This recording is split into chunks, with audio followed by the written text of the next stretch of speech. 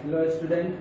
तो आज हम लोग लेक्चर नंबर 5 स्टार्ट करेंगे स्टैक्योमेट्री का।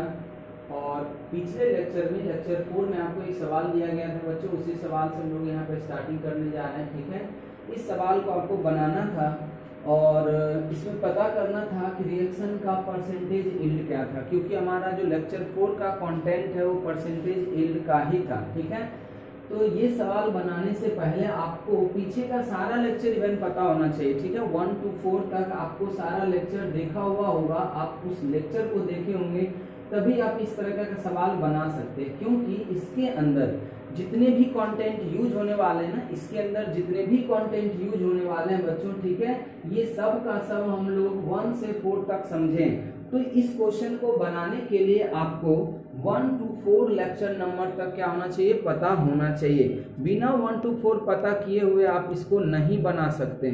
ये बात समझ रहे हैं क्या?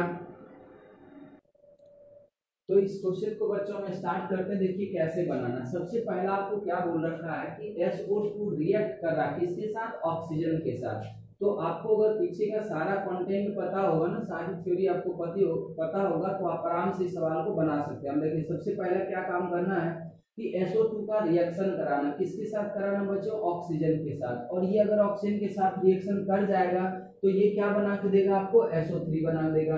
तो हम बताए थे आपको कि स्टोइकियोमेट्री का कोई भी सवाल हो, स्टोइकियोमेट्री का कोई भी सवाल हो, आपके लिए एक स्टेप क्रिएट किया गया था वहां पे कि हर हमेशा आपको इन्हीं स्टेप्स के थ्रू क्या करना, आगे बढ़ना। ठीक है, अब देखिए हम उसी स्टेप के थ्रू आगे बढ़ रहे हैं। सबसे पहला जो हमें स्टेप सिखाया गया था ना स्टोइकियोमेट्री के सवाल को सॉल्व करने के लिए, वो ये था कि आप हर हमेशा रिएक्शन जो भी क्वेश्चन में हो रहा होगा उसका एक बैलेंस केमिकल इक्वेशन लिखें। तो देखिए बच्चों यहाँ पे कह रहा है SO2 और O2 के बीच में रिएक्शन होना है और ये SO3 बना रहा है, इसलिए हम ये रिएक्शन लिखे। अब हमें ये देखना कि क्या ये रिएक्शन बैलेंस है या नहीं है।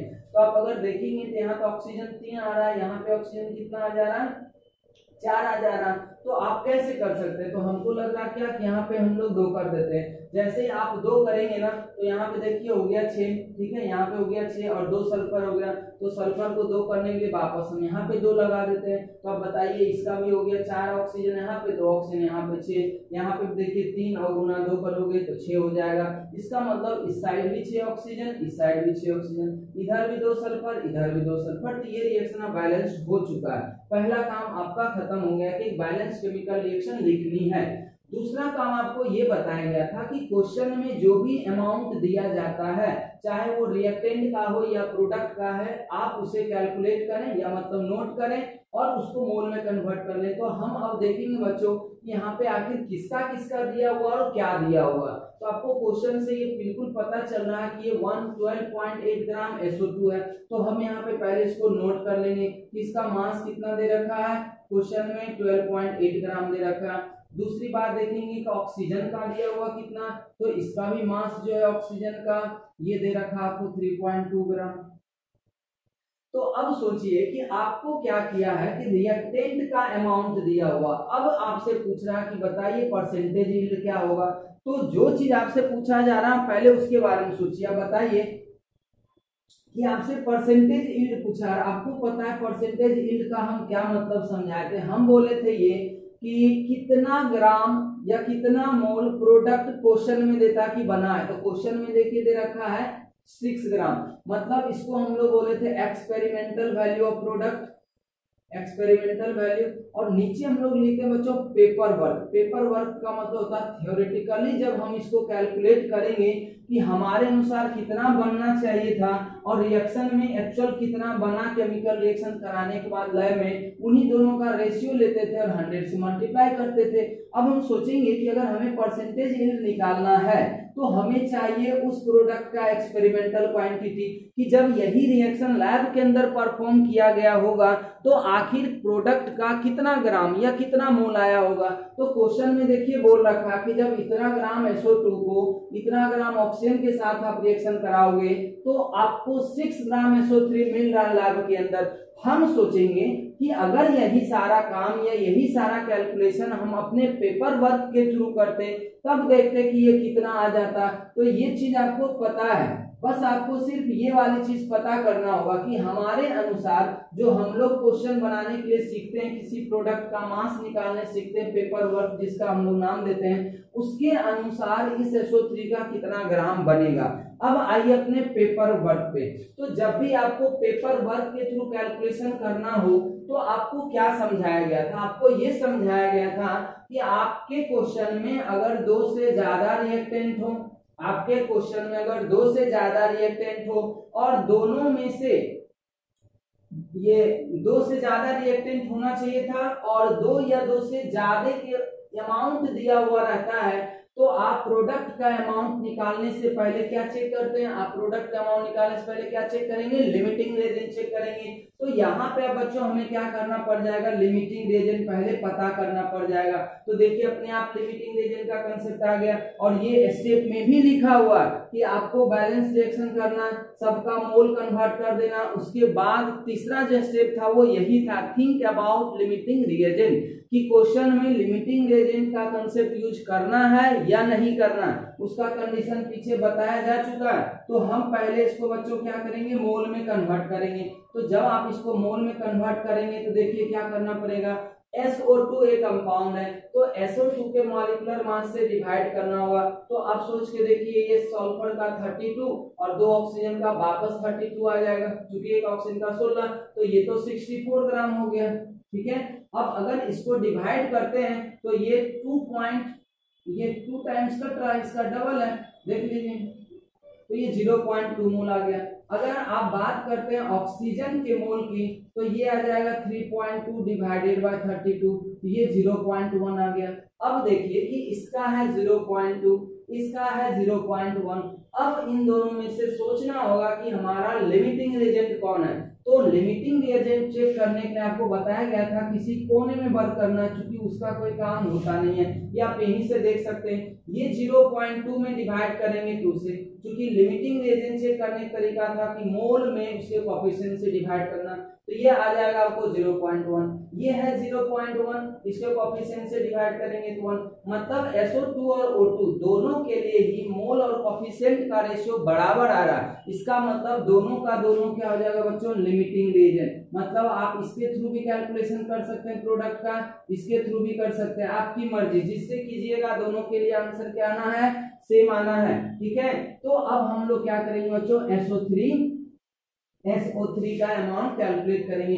अब बताइए, हम मोल निकालने जा रहे हैं, मोल की निकालने का तरीका बताया गया था, जितना कोएफिशिएंट हो उतना लिख दीजिए, मतलब जिसका मोल निकालना है उसका कोएफिशिएंट लिख दीजिए और लिमिटिंग रिएजेंट का कोएफिशिएंट नीचे डिवाइड कीजिए। तो लिमिटिंग रिएजेंट यहाँ ये भी है, ये भी है। अब दिमाग में आएगा कि किसका डिवाइड करें, तो वो आपकी मर्जी, आप जिसका भी डिवाइड करें। मान लीजिए कोई इसी का डिवाइड करता है तो यहाँ 1 लिखेगा, और जब इसका डिवाइड कर दिया तो यहाँ जो गुना करते हैं ना, वो इसी का मोल से गुना करना होगा। तो इसका मोल देखिए कितना गया? 0.1। तो मिला जुला के ये SO3 का कितना मोल हो गया? 0.2। कोई कहेगा नहीं हम तो इससे करने वाले थे, तो इससे भी करेंगे तो आंसर उतना ही आएगा। आप करके देख लीजिए साइड में, 2 डिवाइडेड बाय, अगर आप इसको यूज करेंगे तो इसका कोएफिशिएंट है 2, तो जिसका कोएफिशिएंट नीचे डिवाइड होता है ना, उसी का दिया हुआ मोल उसमें मल्टीप्लाई भी होता है। फिर से देखिए 2 से 2 कट जाएगा, 0.2 ही आएगा, तो उससे कोई फर्क नहीं पड़ेगा। अब देखिए अगर आपको मोल इसका पता चल गया तो ये कितना मास बनेगा आपके अनुसार, जो आपका पेपर वर्क करता है तो हम निकाल सकते हैं। मोल में क्या करते हैं बच्चों? मोलर मास से गुना करते हैं, और मोलर मास का मतलब SO3 का होता है ना, कि यहाँ 2 लिखा हुआ तब 2 गुना कर दीजिए। बहुत बच्चे इसमें कंफ्यूज हो जाते हैं। मोलर मास हर हमेशा फॉर्मूला का होता है, फॉर्मूला में जो जो एटम है उसको जोड़ना है। तो फॉर्मूला SO3 है ना कि 2SO3 फॉर्मूला, हमारा फॉर्मूला क्या है? SO3 है। तो SO3 में जो जो एटम है ना उसके मास को हम लोग क्या कर देंगे बच्चों? ऐड कर देंगे। तो अब देख लिए ये आ गया 32, सल्फर का कितना हो गया? 32, और 3 ऑक्सीजन का मास कितना हो जाएगा? 48। ठीक है, 16 × 3। अब देखिए ये आ गया 0, ये हो गया 8, तो ये आ गया 80। अब सोचिए कि अगर ये 80 आ गया तो ये आपका आ रहा है कितना ग्राम? इसको सॉल्व कर दीजिए तो ये आ जाएगा आपका 16 ग्राम। कितना ग्राम आ जाएगा? 16 ग्राम। अब सोचिए क्या हुआ कि अगर इसी रिएक्शन को आपको कैलकुलेट करना होगा पेपर के थ्रू, तो आप कहेंगे क्या कि जब ये और ये इतना इतना ग्राम को रिएक्शन करवाएंगे ना, इतना इतना ग्राम को रिएक्शन करवाते ना, तो SO3 जो मिलना चाहिए था वो कितना ग्राम मिलना चाहिए था, 16 ग्राम मिलना चाहिए था। अब आपको कहें क्या कि ठीक है आपके अनुसार तो आना चाहिए 16 ग्राम, आप ओरिजिनली इस रिएक्शन को परफॉर्म कर लीजिए लैब के अंदर जाके। जब आप लैब के अंदर जाके देखेंगे ना, तो आपको 16 ग्राम के बदले से कितना ग्राम मिलेगा, 6 ग्राम मिलेगा। कितना ग्राम मिलेगा बच्चों, 6 ग्राम मिलेगा। तो आप इसका परसेंटेज कितना हो जाएगा, एक्चुअल अमाउंट जो कि एक्सपेरिमेंटल आता है, divide by paper work into क्या कर देंगे आप, 100 कर देंगे। देख लीजिए, तो यही हमारा क्या हो जाएगा, आंसर हो जाएगा। आप इसको डिवाइड करके देख सकते हैं, जितना परसेंट आ गया उतना ही क्या हो जाएगा, ये आंसर हो जाएगा हमारा। तो बच्चों इस तरीके से हम लोग परसेंटेज यील्ड का सवाल करते हैं, ठीक है। ये तो हो गया परसेंटेज यील्ड निकालना है, क्या हो गया, परसेंटेज यील्ड निकालना है। और पिछले लेक्चर में आपको ये भी बताए थे कि अगर किसी रिएक्शन का परसेंटेज यील्ड ऑलरेडी मेंशन कर देता है तो उसका क्या मतलब होता है, उसका यही मतलब होता है कि जितना प्रोडक्ट बनना चाहिए था 100% मानकर अब उतना नहीं बना होगा। तो जैसे आप कैलकुलेशन करने सीखते हैं वैसे ही आप कैलकुलेट इसका कर लीजिए, उसके बाद जो भी आपको परसेंटेज यील्ड दिया हुआ वो क्वेश्चन में लगा के एक्चुअल अमाउंट कैलकुलेट कर लीजिए। तो बच्चों अभी तक हम लोग परसेंटेज यील्ड को अब अच्छी तरीके से समझ चुके हैं, और सबको याद होना चाहिए कि हम बार बार यही चीज कर रहे हैं ना कि क्वेश्चन बनाना बहुत इंपॉर्टेंट होता है इन सारे टॉपिकों के अंदर, चूंकि इसमें क्वेश्चन के अलावा कुछ है ही नहीं, थ्योरी नाम का कोई चीज नहीं है इसके अंदर। इसके अंदर सिर्फ और सिर्फ आपको कैलकुलेशन सीखने हैं, और कैलकुलेशन सीखने के लिए जो जो आपको तरीका बताया जा रहा है बस उसके ऊपर आप थोड़ा सा वर्क करें। अगर आप लोग प्रॉपर्ली उसके अंदर उसी तरीके से सोचना शुरू करेंगे ना, तो आपके अंदर खुद ब खुद एक स्ट्रेटजी तैयार हो जाएगा फिजिकल के सवाल को सॉल्व करने का, ठीक है। और हर एक टॉपिक का अपना एक थीम होता है, जो उसी थीम के बेसिस पे टॉपिक क्या होता है, आगे बढ़ता है। तो हम समझते हैं हम लोग का परसेंटेज यील्ड तक का कहानी खत्म हो चुका है। अब सारी चीजें आपको एक ही साथ अप्लाई किया जाना चाहिए। तो आपको परसेंटेज यील्ड का भी कंसेप्ट पता होना चाहिए, परसेंटेज प्यूरिटी का भी कंसेप्ट पता होना चाहिए, ये लिमिटिंग रिएजेंट कब चेक करते हैं कब नहीं चेक करते हैं उसका भी पता होना चाहिए। अगर आप ये सारी चीजों को याद रखते हैं तो स्टोइकियोमेट्री मतलब क्वांटिटेटिव एनालिसिस आप किसी भी रिएक्शन का कर सकते हैं। अब हम लोग बच्चों आज शुरू करेंगे एक नया टॉपिक इसी में, जो हम लोग तड़का लगाने की बात कर रहे हैं कि कैलकुलेशन में थोड़ा थोड़ा हम लोग क्या करते हैं, तड़का लगाते हैं। तो हम लोग मैक्सिमम चीज जो इसका है ना वो सीख चुके हैं, तड़का लगाने वाली चीजें यही सब परसेंटेज यील्ड आ जाती है, परसेंटेज प्यूरिटी आ जाती है, एक और मिक्सचर का एनालिसिस हम लोग करेंगे। लेकिन अब पहले हम लोग थोड़ा सा एक रिएक्शन लेते हैं जिसका नाम होता है सीक्वेंशियल रिएक्शन और पैरेलल रिएक्शन, ठीक है।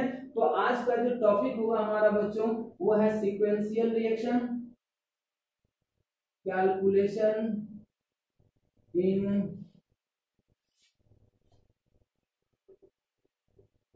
Sequential reaction.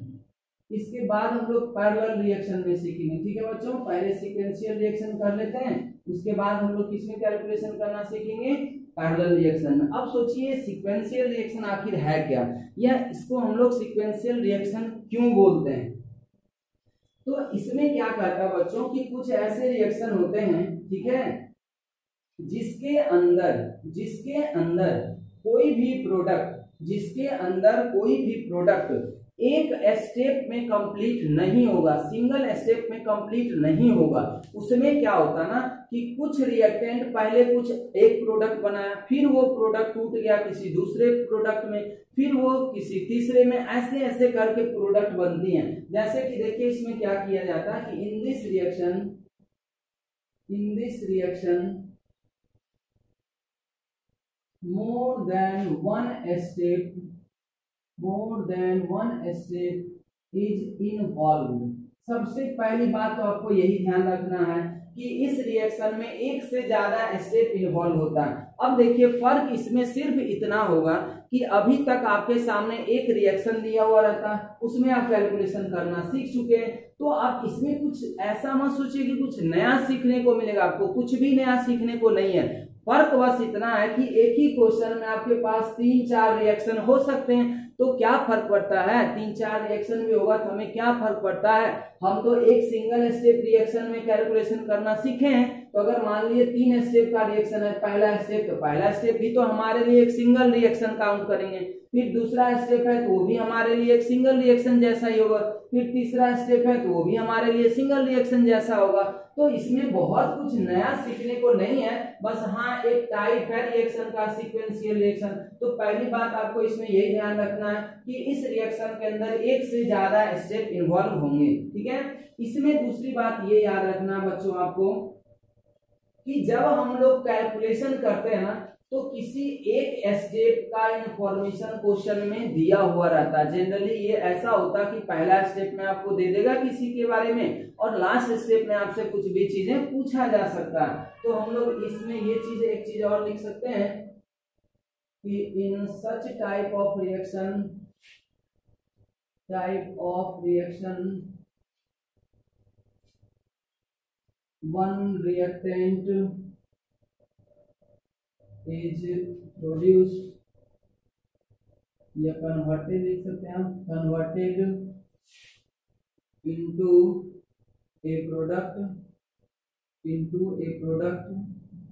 and that product is also converted into another product and so on। मतलब इसी प्रकार का प्रक्रिया ये चलते जाता है कि एक रिएक्टेंट अगला प्रोडक्ट बना, वो खुद नेक्स्ट स्टेप के लिए रिएक्टेंट बन जाता है, फिर से वो नया स्टेप बता देगा। इसमें इन जनरल क्या होता है, in general information about any one step, information about, ऐसे लिखिए, information about reacting species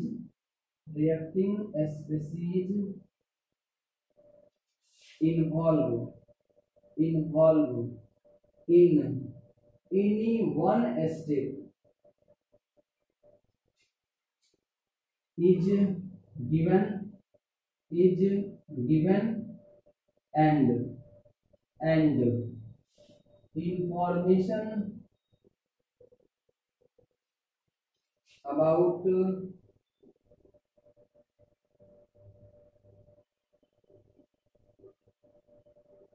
reacting species in another step can be asked।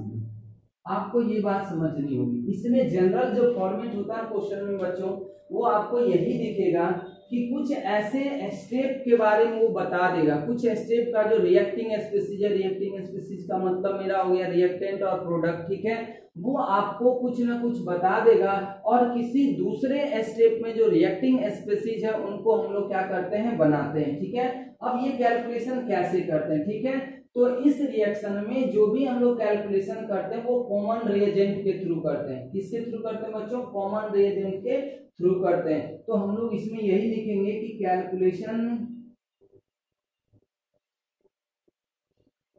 Can be done with the help of common reagent. वो कैसे कैसे करेंगे वो आपको समझ आ जाएगी। Common reagent between the reaction, जो रिएक्शन के बीच में कॉमन स्टेप होगा ना, कॉमन रिएजेंट होगा, उसको उसका हेल्प लेके हम लोग बाकी सारा कैलकुलेशन करते हैं। इसमें भी सारी चीजें आपको याद रखनी, इसमें परसेंटेज प्योरिटी लगाया जा सकता है, इसमें भी परसेंटेज यील्ड का कंसेप्ट यूज किया जा सकता है, ठीक है, इसमें भी सारा लिमिटिंग रीजन का कंसेप्ट यूज किया जाता है। सारी चीजें वही रहेंगी, कुछ अलग नहीं होंगी वो, ठीक है। एक चीज इसमें जो सबसे इंपॉर्टेंट बात है, इसका है लिमिटेशन। इसका क्या है, लिमिटेशन। ये चीज आपको ध्यान रखना होगा। अभी फिलहाल आपको बस ये बातें याद रखनी होंगी। अभी हम वैसा सवाल नहीं करेंगे जिसमें ये पॉइंट आपको दिक्कत दे, ठीक है। ये सवाल जब तब होता है ना बच्चों, जब रिडॉक्स का रिएक्शन होने लगेगा। जब रिडॉक्स रिएक्शन होने लगेगा ना, तो ये पॉइंट यहाँ पे ध्यान रखनी होती है सीक्वेंशियल रिएक्शन में कैलकुलेशन करते समय। एक चीज यही ध्यान रखना है कि mole of common reagent will be equal only when ऐसे एक चीज छूट रहा है इसमें, mole of common reagent will be equal in each state only when the valency of common reagent in each state must be same। ये इसका limitation है बच्चों, ठीक है। और यही सवाल जो है ना कहीं कहीं आपको गलत कर देगा, तो इसीलिए ये चीज बहुत इंपॉर्टेंट है इसका कंडीशन, कि आप जो भी देख रहे हैं ना अभी, जो भी इसमें कैलकुलेशन आप सीखेंगे उसमें ये चीज ध्यान रखना है कि जब आप देखेंगे कि वहां पे जो प्रोडक्ट बना जितना मोल उसी को हम दूसरे में यूज कर लेते हैं, ऐसा आप तभी कर पाएंगे तो उस सब्सटेंस का वैलेंसी और इस रिएक्शन में उसी सब्सटेंस का वैलेंसी क्या होना चाहिए, बराबर होना चाहिए, तभी मोल इक्वेट कर पाएंगे। वरना एक दूसरा टर्म यूज होता है जिसको हम लोग बोलते हैं ग्राम इक्विवेलेंट। तो ग्राम इक्विवेलेंट के बारे में बच्चों अभी हम लोग चर्चा नहीं किए हैं, इसलिए वो चीज आपको यहाँ पे फिलहाल समझ नहीं आएगी, ठीक है। लेकिन ये बात आगे चल के फिर एक जगह पे हम लोग पढ़ेंगे, सीक्वेंशियल रिएक्शन रिपीट करेंगे, तो वहां पे ये बात आपको समझ में आ जाएगा, ठीक है। क्योंकि रिएक्शन में हर हमेशा ग्राम इक्विवेलेंट इक्वल होते हैं, मोल इक्वल हो जरूरी नहीं है। मोल कभी इक्वल हो भी सकता है, नहीं भी हो सकता है। मोल इक्वल तभी होता है जब वैलेंसी क्या होना चाहिए, सेम होना चाहिए। तो इसका ये कंडीशन है बच्चों, आप इसको हम लोग समझते हैं कैसे करना। आप इसका स्क्रीनशॉट ले लीजिए, इसमें थोड़ा सा हम थ्योरी लिखे ताकि आपको ये समझ आ जाए सीक्वेंशियल रिएक्शन में कैलकुलेशन आखिर कैसे कैसे करना होता है, ठीक है। बाकी आपको सारा चीज वैसा ही दिखेगा। चलिए इसको मैं मिटा दूं, ठीक है। स्क्रीनशॉट ले लीजिए आप, हो गया ना, ठीक है। अब इसका देखिए कैलकुलेशन कैसे करना, ध्यान से समझेंगे आराम से आप इसको कैलकुलेट कर पाएंगे, ठीक है। अब इसमें देखिए क्या क्या करना, हम अभी बहुत ही सिंपल सवाल लेके चलेंगे, ठीक है। अभी देखिए बच्चों हम सिर्फ और सिर्फ इस टॉपिक का जो कंटेंट है ना उसको समझने की बात कर रहे हैं। तो टॉपिक को समझाने के लिए हम लोग अभी एक एक दो सवाल आपको करते जा रहे हैं ताकि आपको समझ आ जाए कि स्टोइकोमेट्रिक कैलकुलेशन में जो आपको थ्योरी पढ़ाया गया है उस थ्योरी को यूज कैसे करें, ठीक है। लास्ट में हम लोग डिस्कस करेंगे, एक लेक्चर हम लोग सिर्फ प्रॉब्लम पे बनाएंगे जिसमें अलग अलग तरह का हम लोग प्रॉब्लम करेंगे सारे टॉपिक पे, ठीक है। उससे क्या फायदा होगा ना, उससे फायदा ये होगा कि आपको एक साथ सारा टॉपिक दिमाग में रखना पड़ेगा और एक साथ वो सारा टॉपिक क्या हो जाएगा, रिवाइज हो जाएगा। वरना क्या होता है पता है, अभी हम लोग सीक्वेंशियल रिएक्शन कैलकुलेशन पढ़ेंगे तो अगला जब सवाल आएगा तो आपके दिमाग में पहले से बैठा रहेगा, अरे अभी तो सीक्वेंशियल रिएक्शन सर पढ़ा है, तो सीक्वेंशियल रिएक्शन का एक कंसेप्ट से सवाल बनेगा। अगर हम अभी आपको परसेंटेज प्यूरिटी पढ़ा दें तो अगला सवाल जब आएगा तो दिमाग आपका परसेंटेज प्यूरिटी की तरफ ही भागेगा।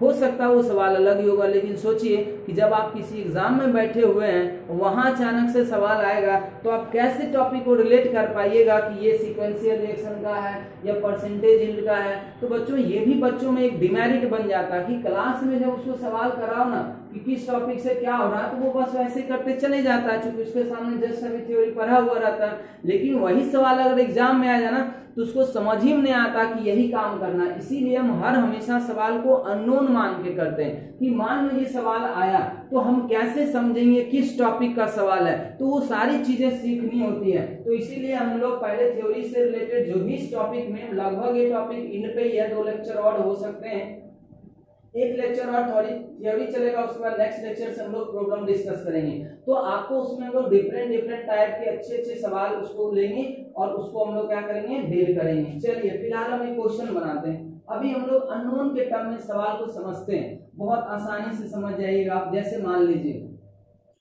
कहता है कि एक सीक्वेंशियल रिएक्शन है, ठीक है, हम लैंग्वेज नहीं लिख रहे हैं, या आप ऐसे लिखना चाहें लिख दें, for a sequential reaction, for a sequential reaction. आप एक बार कैलकुलेशन करना सीख जाए, रिएक्शन कैसा भी हो, डाटा कुछ भी हो, उससे कोई फर्क नहीं पड़ने वाला। ध्यान से देखिए, एक स्टेप में रिएक्शन क्या कह रहा क्या कि 2a + 3b ये मिल के बना रहा है 5c + 4d, मान लीजिए ऐसा ये बनाया है। फिर कह रहा है क्या कि स्टेप 2 में क्या हो गया, ध्यान से सुनिए, स्टेप 2 में क्या हो गया, कहता है a और b मिलके जो प्रोडक्ट c और d बनाया ना, वो वापस c किसी अनदर कंपाउंड e के साथ रिएक्शन कर गया, और ये फिर से कुछ अलग कंपाउंड बना देगा, F और G बना देगा। मान लीजिए ऐसा कुछ हो गया। अब देखिए एक चीज और ध्यान रखिए, ये एक अलग बैलेंस केमिकल इक्वेशन है, ये एक अलग बैलेंस केमिकल इक्वेशन होगा, तो ये जरूरी नहीं है कि अगर यहाँ पे कोफिशिएंट C का 5 आया तो यहाँ भी 5 ही आया, ऐसा नहीं जरूरी है, ठीक है। बाई चांस आ जाए बात अलग है, इसलिए हम यहाँ पे 4 लिख सकते हैं, 2 लिख सकते हैं, 5 भी लिख सकते हैं, ऐसा जरूरी नहीं है। लेकिन हम जानबूझ के अलग करें ताकि आपके दिमाग में ये सेट ना हो जाए कि जो यहाँ पे है ना वही पूरा यहाँ पे आना चाहिए। नहीं, सब्सटेंस आएगा, या तो C आएगा या तो D आ सकता था, या हो सकता है दोनों मिलके किसी अलग सब्सटेंस से रिएक्शन करें। तो ये मान लीजिए 4C और ये 2E है, ठीक है, ये मिलके मान लीजिए 5G बना दिया, ये इसको 5G कर दीजिए, अभी 5G का जमाना भी चल रहा है, और इसको अब 6F कर दीजिए, ठीक है। हो सकता है कि एक और स्टेप में रिएक्शन हो जाए, एक स्टेप में और रिएक्शन कराते हो, तो इसको 3 स्टेप लेते हैं। 3 स्टेप में क्या हुआ, कहता है ये जो G जो था ना वो मान लीजिए H के साथ रिएक्शन कर गया, H के साथ रिएक्शन कर गया, और ये K और L बना दिया। आप चाहें तो इसका भी कोफिशिएंट को चेंज कर सकते हैं, यहाँ 2 कर दीजिए, यहाँ पे मान लीजिए 1 ही रखते हैं, यहाँ पे 3 कर देते हैं, ऐसा हो गया। अब ध्यान से समझिए सवाल क्या है। For the above reaction,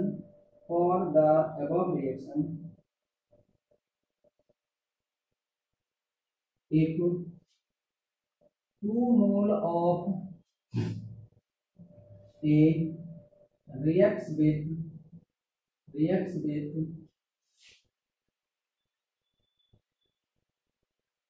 12 mole of B, then calculate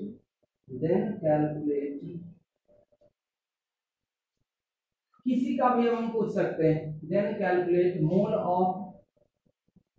of F, K, E, किसी का भी निकाला जा सकता है, ठीक है। आप ध्यान से समझिए इस चीज को कैसे करते हैं, ठीक है, आराम से समझ जाएंगे कि कैलकुलेशन कैसे किया जाता है। इसमें कुछ भी लगाया जा सकता है बच्चों, अभी हम लोग बहुत ही सिंपल डाटा से यूज करके चल रहे हैं। अब देखिए आपको करना कुछ भी नहीं है, आपके लिए भले ये एक पूरा क्वेश्चन है, लेकिन हम जब कैलकुलेशन करेंगे ना तो आपको ऐसा ही समझना कि ये हमारे पास एक रिएक्शन है, इसके अलावा हमारे पास कोई रिएक्शन नहीं है। जब आप इस रिएक्शन में कैलकुलेशन करने आएंगे, क्योंकि रिएक्शन वाइज ही कैलकुलेशन करना होगा, जब आप इस रिएक्शन में कैलकुलेशन करने आएंगे तो इसका मतलब है हमारे पास यही एक सिर्फ रिएक्शन है। तो जैसा आप पीछे करते आ रहे हैं 4 लेक्चर से, वैसा ही इसमें भी करेंगे। जैसे हम आपको आइडिया देते हैं, अब बताइए सबसे पहले हम इसका क्या लिखते थे बच्चों, मोल लिखते थे। किसका किसका दिया क्वेश्चन में, देखिए क्या बोला, A का 2 मोल है तो इसका 2 मोल लिख लेते हैं। B का कितना मोल दिया, 12 मोल दिया, 12 मोल लिख लिए, ठीक है। अब बताइए आपसे पूछा किसका मोल है, पहले पूछा बताओ F कितना बनेगा, दूसरा पूछा बताओ K कितना बनेगा, तीसरा पूछा बताओ E कितना बनेगा। अब सोचिए ये सारा चीज आप कैसे निकाल सकते हैं। E का मोल पूछा जा सकता है क्या, नहीं, E का मोल नहीं पूछा जा सकता फिलहाल, चूंकि ये रिएक्टेंट है, जो बनेगा उसका पूछेगा बच्चों, तो इसमें आप G ही कर दीजिए। चलिए G कर देते हैं, ठीक है, F, K और G। अब देखिए इसमें क्या करना होगा, जैसे ही आपको ये दोनों दिया, आपको पहुंचना यहाँ यहाँ या यहाँ, ठीक है, ऐसे पहुंचना। अब सोचिए आपको F तक कौन पहुंचाएगा। सोचिए आप ऐसा कि अगर आपको C कैलकुलेट करने देता और D कैलकुलेट करने देता, जो कि क्वेश्चन में बोला नहीं है, तो क्या आप कैलकुलेट कर लेते या नहीं कर लेते? हम आराम से इसको कैलकुलेट कर सकते थे, क्योंकि हमारा ये सवाल क्या है, ये एक बैलेंस केमिकल इक्वेशन दिया हुआ, दूसरी बात मोल दे दिया। अब देखेंगे कि लिमिटिंग रेजिन चेक करना पड़ेगा इस क्वेश्चन में या नहीं करना पड़ेगा। तो आपको लगेगा करे दो रिएक्टेंट हैं, दोनों का मोल दिया हुआ, लिमिटिंग रेजिन तो चेक करना ही पड़ेगा। अब बताओ लिमिटिंग रेजिन इन दोनों में कौन होगा? तो चूंकि डायरेक्ट मोल ही दे रखा है तो मोल डिवाइडेड कोएफिशिएंट 1 हो गया, मोल डिवाइडेड कोएफिशिएंट तो 4, ये 12 डिवाइडेड 3 करें 4 हो गया। तो ये 1 आ रहा है, ये 4 आ रहा है, इसका मतलब ये लिस्ट आ रहा है ना रेशियो, तो लिमिटिंग रेजिन हो गया। अब बताओ कि C का अमाउंट और D का अमाउंट कैलकुलेट कर सकते हैं हम लोग कि नहीं कर सकते हैं? बिल्कुल कर सकते हैं, लेकिन हमें पहुंचना कहां पे? F तक। तो F तक पहुंचने के लिए इस रिएक्शन और इस रिएक्शन में किसको कनेक्ट किया जा रहा है? कौन कनेक्टिंग रिएजेंट है? तो आप देखिए यहाँ पे C वापस यहाँ पे आ गया, D का कोई काम नहीं, अगर क्वेश्चन में पूछता है तो हम जरूर निकाल देते हैं, लेकिन हमें F और G निकालने के लिए D निकालने का जरूरत नहीं है। तो हम यहाँ पे क्या करेंगे बच्चों? C का मोल निकाल लेंगे। बोलिए C का मोल कितना होगा? तो आप कहेंगे जिसका मोल निकालते हैं उसका कोएफिशिएंट डिवाइडेड बाय Lr का कोएफिशिएंट और गुना Lr का मोल। तो ये देखिए कट गया, आ गया आपका 5 मोल। इसका मतलब ये पता चला C का कितना मोल बना? 5 मोल बना। अब यहीं पे दिक्कत होता है, यहीं पे दिक्कत होता है। अब ये जो 5 मोल C बना, वही सारा का सारा मोल C का E के साथ रिएक्शन किया। तो अब बताइए, कोई यही कहता है, इसका मतलब अगर 5 मोल C पहले रिएक्शन में बना तो वही सारा जो बना हुआ मोल C का था ना, वही ना किसी दूसरे रिएक्टेंट E के साथ रिएक्शन कर गया। इसका मतलब जैसे ही आप पहले रिएक्शन से C का मोल पता किए, वैसे ही आपका दूसरे रिएक्शन में C का मोल पता चल चुका है कि ये जो C आया है यहाँ पे कितना मोल रिएक्शन कर रहा होगा, इसका इतना मोल रिएक्शन कर रहा होगा। अब बताया जाए, हाँ ये जरूर पूछा जा सकता था कि 5 मोल के लिए E का कितना मोल रिएक्शन करेगा, बट वैसा सवाल अभी हम लोग नहीं कर रहे, सिर्फ प्रोडक्ट निकालते हैं। अब देखिए ये आ गया ना आपका 5 मोल। अब बताइए कि आप ये रिएक्शन में आपको ये निकालना और ये निकालना, तो फिर ये भी तो आपका एक पुराना वाला रिएक्शन है, जिसमें आप ऐसा सोचेंगे हमारे रिएक्शन में दो रिएक्टेंट हैं, दोनों में से किसी एक का अमाउंट दिया हुआ, मतलब दूसरे के अमाउंट का जिक्र नहीं किया है। और जब दूसरे के अमाउंट का जिक्र नहीं करता है, इसका मतलब वो सब्सटेंस हमारे लिए एक्सेस होता है। इसका मतलब है कि यहाँ पे यही लिमिटिंग रिएजेंट होगा, और जब ये लिमिटिंग रिएजेंट होगा तो इस रिएक्शन में जिसका भी कैलकुलेशन करेंगे उसके लिए रिस्पॉन्सिबल क्या होगा? C रिस्पॉन्सिबल होगा। तो बताइए क्या आप F का मोल नहीं निकाल सकते हैं? बिल्कुल निकाल सकते हैं। 6 डिवाइडेड बाय 4 इंटू 5, ये आपका F का मोल हो जाएगा। ठीक है, अगर आपसे कोई G का भी मोल पूछता है, G का भी पूछा गया, तो G का जब मोल पूछा गया बच्चों, तो G का मोल कितना हो जाएगा? 5/4 गुना आप कर देंगे 5, तो 25/4 G का मोल हो गया, और इतना इसका मोल हो गया। बात समझ रहे हो क्या? अब आते हैं G में। अब सोचेंगे कि ये G जो है, अब देखिए दूसरे रिएक्शन से जितना G बना, तो 25/4 मोल G का बना, वही 25/4 मोल G जो है वो H के साथ रिएक्शन करने आ गया। तो यहाँ पे हम अपने मन से मोल कितना मान लेंगे? 25/4। अब देखिए वापस अगर इसमें कैलकुलेशन करना है, तो ये भी तो हमारे लिए एक सिंगल रिएक्टेंट के जैसा, ये सिंगल रिएक्शन के जैसा ही हुआ। अब मान लीजिए अगर हमको इसमें K निकालना है, तो हम देखेंगे ना हमारे रिएक्शन में कितने रिएक्टेंट हैं? 2 रिएक्टेंट हैं, और दोनों में से किसी एक का ही अमाउंट दिया हुआ है, जो कि आपको पता चला है G का। H के बारे में कुछ लिखा है क्या? अगर बाय द वे मान लिए H का वैल्यू यहाँ पे दे देता कि H जो है ना वो 5 मोल यहाँ पे है, इसका मतलब फिर से दोनों रिएक्टेंट का पता हो जाता, और अगर दोनों रिएक्टेंट का पता हो गया तो फिर से आपको K और L का अमाउंट निकालने के लिए पहले रिएक्शन में क्या चेक करना पड़ता? लिमिटिंग रेजिन चेक करना पड़ता, वरना ये सवाल फिर गलत हो जाता। लेकिन दिक्कत क्या है यहाँ पे कि इसके बारे में कुछ बोला नहीं है, मतलब ये एक्सेस होगा, और जब ये एक्सेस हो गया तो अब इसको हम लोग लिमिटिंग रेजिन मान लेंगे। यहाँ पे समझ रहे हो बात? तो अब यहाँ पे क्या हो जाएगा? 3 बटा इसका कोएफिशिएंट हो गया 2, और गुना फिर से हमें क्या करना है? 25/4। क्या करना है? 25/4। तो ये आपका आ जाएगा 75/8। ये आपका आंसर हो जाएगा K के लिए। अब हम एल भी निकाल सकते, तो उसी तरीके से। तो ये बच्चों है सीक्वेंशियल रिएक्शन। ये क्या है? Sequential reaction. तो आपको सीक्वेंशियल रिएक्शन में बहुत कुछ नया नहीं सीखना है, जितना चीज आपको बताया गया ना वही सारा चीज एप्लीकेबल होता है। फर्क बस इतना है कि आपके क्वेश्चन में एक से ज्यादा रिएक्शन बन जाएंगे, तो हर एक रिएक्शन को आपको एक सिंगल स्टेप का रिएक्शन मान लेना है और कैलकुलेशन करते चले जाना।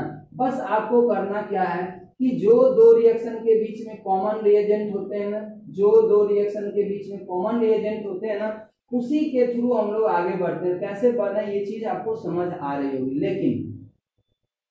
लेकिन अब यहाँ पे लगेगा, लेकिन क्या है बच्चों? लेकिन ये है कि आप जो भी कैलकुलेशन किए हैं ये सही तभी माना जाएगा, ये सभी सही तभी माना जाएगा जब कॉमन रिएजेंट सी का वैलेंसी पहले रिएक्शन में और कॉमन रिएजेंट सी का वैलेंसी दूसरे रिएक्शन में बराबर होना चाहिए था।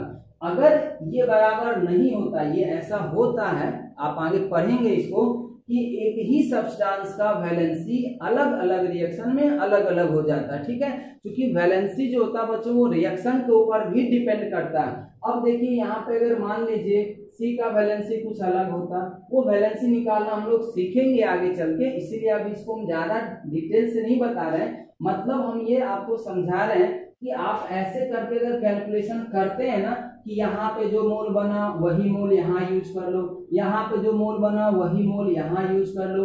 आप ऐसा तभी तक कर सकते हैं, आप ऐसा तभी तक कर सकते हैं जब इस रिएक्शन में सी का वैलेंसी और इस रिएक्शन में सी का वैलेंसी बराबर होना चाहिए। सेम तरह से इस रिएक्शन में जी का वैलेंसी, इस रिएक्शन में जी का वैलेंसी बराबर होना चाहिए, वरना ये सारा कैलकुलेशन आपका गलत हो जाएगा। अभी हम ऐसा मान चुके हैं, अभी हम ऐसा मान चुके हैं। ठीक है, तो हम इसको क्वेश्चन में ही लिख देते हैं, provided valency of C and दूसरा कॉमन एजेंट क्या है? जी, या ऐसे लिखिए valency of C in first reaction and in second reaction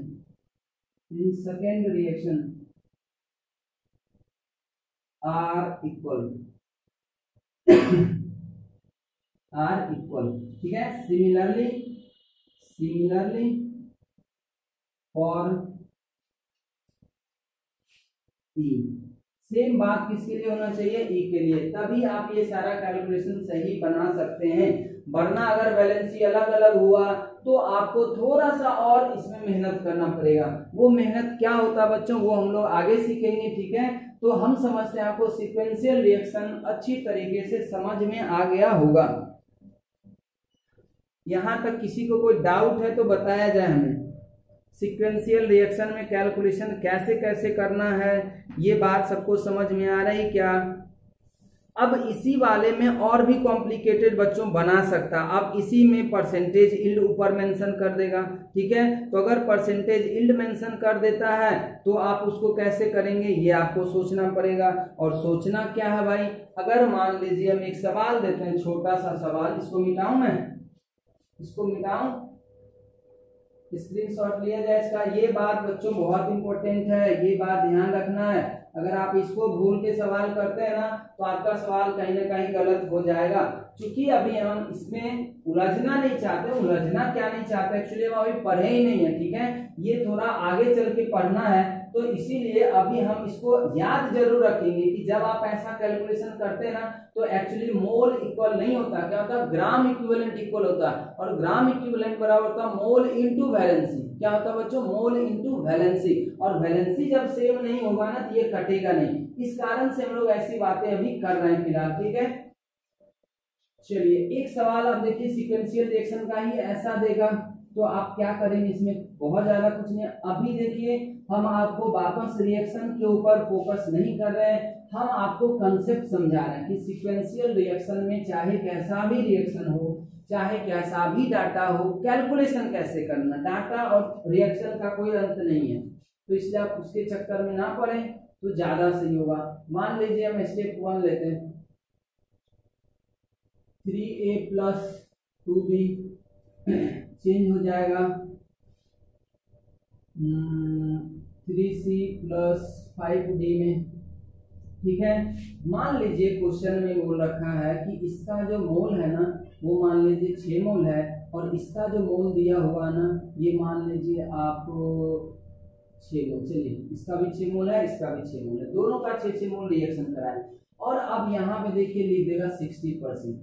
क्या लिख दिया बच्चों? 60%। इसका मतलब आपको पता है कि रिएक्शन का क्या है? यील्ड है। अब कहता है कि दूसरा स्टेप जो इस रिएक्शन का है, दूसरा स्टेप जो इस रिएक्शन का है वो मान लीजिए यहाँ पे डी आ रहा है, तो डी का कोफिशिएंट बिल्कुल अलग हो सकता है, क्योंकि सब्सटेंस उठ के आता बच्चों, कोफिशिएंट उठ के नहीं आता। सब्सटेंस जो वहां पे बना उसको वहां से निकाल लिए, फिर उसी सब्सटेंस का यूज किसी दूसरे रिएक्टेंट के साथ कर दिए, तो कोफिशिएंट थोड़ी वहां से उठ के यहाँ पे आएगा। सब्सटेंस मान लिया ए और बी मिलके डी बनाया, अब हमको लगा यार ये जो डी बना है ना इसको किसी और तरीके से रिएक्शन करवाते हैं, कोई दूसरा कंपाउंड से रिएक्शन कराते हैं, तो अच्छा ठीक है चलो उठाओ, यहाँ से जो डी बना ना पूरा पूरा पूरा उठा लो और इसमें कोई दूसरा सब्सटेंस मिला दो। तब सोचिए डी जब दूसरे सब्सटेंस के साथ रिएक्शन करेगा तो स्वाभाविक है प्रोडक्ट भी दूसरा बनेगा, तो फिर रिएक्शन को आपको उसके अनुसार बैलेंस करना होगा। तो इसलिए हर हमेशा ध्यान रखिए कि रिएक्शन जो होता है ना सब्सटेंस करते हैं, कोफिशिएंट नहीं करते। इसलिए यहाँ पे अगर 5 लिखे हैं तो यहाँ भी 5 हो, ये ऐसा जरूरी नहीं है, यहाँ पे बिल्कुल अलग हो सकता है। ये बातें आपको समझ आनी चाहिए। अब मान लीजिए फिर से ये 3E रिएक्शन कर गया, क्या कर गया? 3E रिएक्शन कर गया, और ये बना दिया मान लीजिए आपका 5G और 4H, कुछ ऐसा मान लीजिए। यहाँ पे भी मान लीजिए 80% यील्ड दे दिया, और इसका मोल आपको पहले से दे रखा है, इसका मोल आपको पहले से दे रखा मान लीजिए 12 मोल। ठीक है, और कह रहा है क्या? Find the mole of H form during reaction.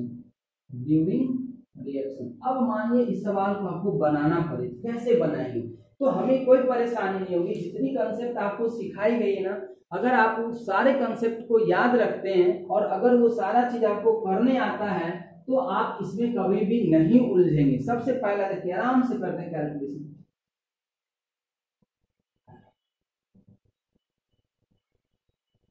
क्या करेंगे बच्चों? ध्यान से सुनिए।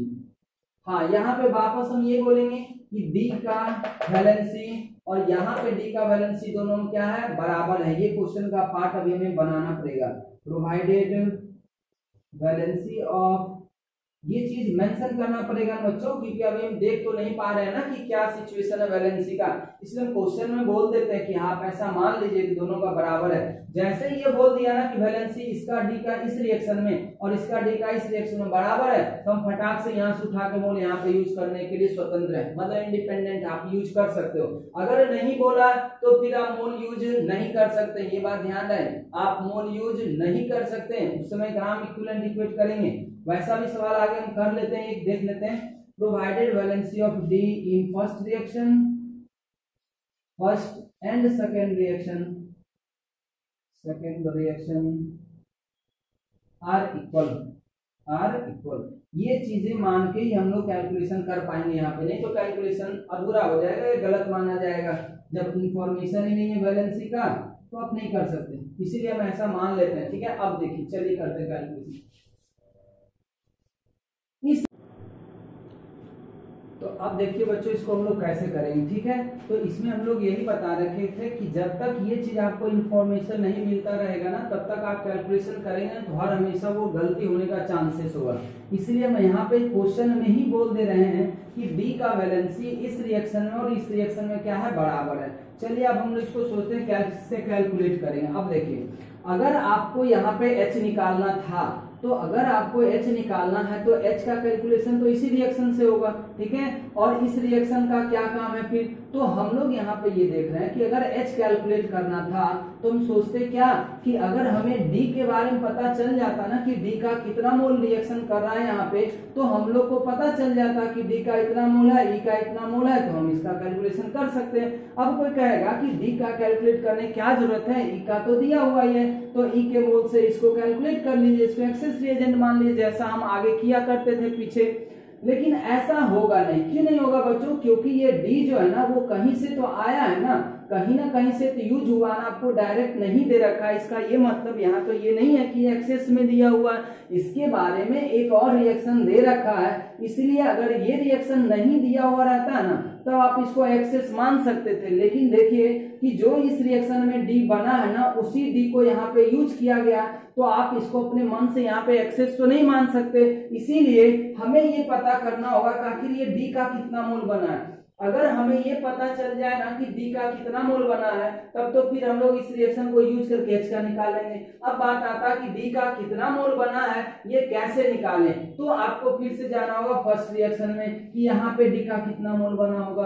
अब देखिए जितना मोल डी यहाँ पे बना होगा, वही सारा का सारा डी का मोल ई के मोल के साथ रिएक्शन करके ये रिएक्शन प्रोड्यूस कर रहा है। तो ओवरऑल हमें अब इस रिएक्शन में कैलकुलेशन करना है। तो आप बच्चों अगर देखें तो इस रिएक्शन में कैलकुलेशन करना हो या इस रिएक्शन में कैलकुलेशन करना हो, हमें ऐसा कुछ भी नहीं पता जो हम नहीं कर सकते हैं। सारी चीजें आपको सिंगल स्टेप रिएक्शन में सिखा दी गई है, तो आप उन सारी चीजों को यूज कर ले। अब डी निकालें। अब ध्यान से समझिए कि डी कैसे निकालेंगे। तो चूंकि एक हमारे पास बैलेंस केमिकल इक्वेशन है, तो एक काम तो वो करके ही दे दिया। दूसरी बात कि हमें दिए गए सब्सटेंस का मोल पता करना होता है, तो मोल भी दे दिया, ये दूसरा काम भी हो गया। तीसरा काम आपको ये चेक करने बताया गया था कि आपके रिएक्शन में अगर दो या दो से ज्यादा रिएक्टेंट हो, तो देखें कि लिमिटिंग रिएजेंट चेक करना पड़ेगा कि नहीं करना पड़ेगा। तो आपको बच्चों यहाँ पे लिमिटिंग रिएजेंट चेक करना पड़ेगा। क्यों करना चेक पड़ेगा? क्योंकि दोनों ही रिएक्टेंट का मोल दिया हुआ। तो अब देखिए इसमें 6 में 3 से डिवाइड करेंगे तो 2 आएगा, इसमें 6 में 2 से डिवाइड करेंगे तो 3 आएगा। इसका मतलब ये हो गया लिमिटिंग रिएजेंट। अब देखिए जब आपको लिमिटिंग रिएजेंट ये पता चल गया कि आप इसका मोल नहीं निकाल सकते हैं, बिल्कुल निकाल सकते हैं। जिसका मोल निकालना है उसका कोफिशिएंट, नीचे एलआर का कोफिशिएंट और फिर से एलआर का मोल। तो अब देखिए डी का मोल निकल गया कि नहीं निकल गया। अगर ये डी का मोल निकला तो उसी मोल को हम यहाँ पे यूज कर सकते थे, लेकिन ये अभी गलत है। गलत क्या है कि टोटल यहाँ पे आपको अभी लग रहा है ना कि यहाँ से अगर हम इसको कट कर दें तो ये 5 और इंटू 2, 5 इंटू 2, ठीक है, 10 मोल डी का बन रहा है। लेकिन बच्चों ये डी का 10 मोल तब बनता, डी का 10 मोल तब बनता जब रिएक्शन का यील्ड आपका कितना परसेंट था, 100% होता। लेकिन एक चीज और देखिए मेंशन किया ना रिएक्शन के ऊपर कि इस रिएक्शन का यील्ड आपको कितना मानना, 60% ही मानना है। तो इसका मतलब क्या समझाया गया था कि आप 100% मान के पहले कैलकुलेट कर लें और जितना परसेंटेज यील्ड दिया हुआ उतना परसेंटेज निकाल लें, तो आपको पता चल जाएगा कि एक्चुअली इस रिएक्शन में किसी भी प्रोडक्ट का कितना मोल बना होगा। तो आप अगर यहाँ से देखेंगे ये 6 मोल आ रहा होगा। देख लीजिए 10 का 60% ले रहे हैं तो ये कितना आ गया, 6 मोल आ गया। तो एक्चुअली इस रिएक्शन में 6 मोल डी बना और वही 6 मोल डी वापस ई के साथ रिएक्शन कर रहा है। तो कितने मोल ई के साथ रिएक्शन कर रहा है बच्चों, 12 मोल ई के साथ रिएक्शन कर रहा है। तो अब देखिए डी का मोल पता चल गया ना, ये एक्सेस नहीं था, तो ये आपको फर्स्ट रिएक्शन से कैलकुलेट करके यहाँ लानी थी। अब देखिए अगर यहाँ 6 मोल हुआ तो हम यहाँ भी 6 मोल किस लिए यूज कर पा रहे हैं, वो इसीलिए यूज कर पा रहे हैं क्योंकि यहाँ पे बोला है क्वेश्चन में ही कि इस रिएक्शन में डी का वैलेंसी और इस रिएक्शन में डी का वैलेंसी क्या है, बराबर है। अगर क्वेश्चन में ऐसा लिख देता कि इस रिएक्शन में डी का वैलेंसी अलग है, इस रिएक्शन में डी का वैलेंसी अलग है, तो आप इस मोल को यहाँ पे नहीं ला सकते। उस समय हम लोग ग्राम इक्विवेलेंट को इक्वेट करते बच्चों, इसका ग्राम इक्विवेलेंट यहाँ पे और इसका ग्राम इक्विवेलेंट यहाँ पे, दोनों क्या हो जाता है, बराबर हो जाता। तो वो चीजें हम लोग आगे करेंगे, ठीक है। अभी फिलहाल हम मोल के रिस्पेक्ट में कहना है कि जब वैलेंसी बराबर हो ना कॉमन रिएजेंट का हर एक रिएक्शन में, तो आप कैसे करें कैलकुलेशन। जब अलग आएगा तो वो भी हम लोग सीखेंगे आगे के चैप्टर में। चलिए अब इस रिएक्शन में क्या आप एच नहीं कैलकुलेट कर सकते हैं, बिल्कुल कैलकुलेट कर सकते हैं। वापस यहाँ पे वही कहानी है कि इसका भी पता हो गया, इसका भी पता हो गया। तो अब किसी भी प्रोडक्ट का मोल निकालने के लिए पहले लिमिटिंग रिएजेंट चेक करना होगा। तो ये देखिए आएगा 6/4 डी के लिए 1.5, ये आ जाएगा 12/3, 4 आ गया।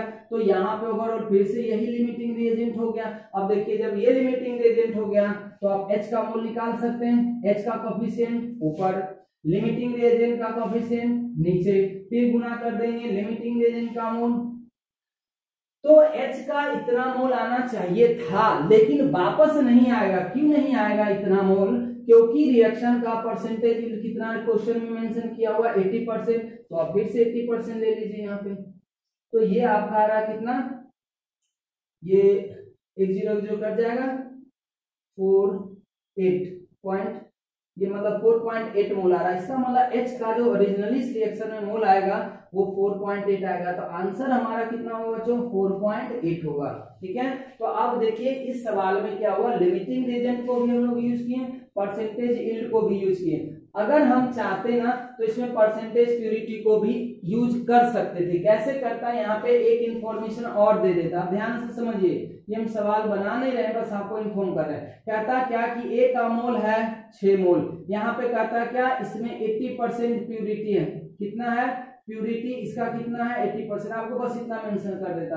अब कहता है यही सारा कैलकुलेशन कीजिए, सारा कैलकुलेशन यही करना, इसके लिए भी वैसा कर सकते। अब देखिए क्या कर रहे थे, आप इस 6 मोल को ओरिजिनल मान के अभी सारा कैलकुलेशन कर लिए, लेकिन जैसे ही इसमें एक एक्स्ट्रा चीज ऐड कर दिया परसेंटेज प्यूरिटी 80%, तो क्या आपको लग रहा है ये इसका 6 मोल प्योर होगा क्या, ये क्या हो जाएगा, इम्प्योर हो जाएगा। इसका मतलब आपको इसका ओरिजिनल मोल पहले पता करना होगा। तो ओरिजिनल मोल कैसे पता करते, तो 6 का हम लोग कितना परसेंट ले लेते, 80% ले लेते।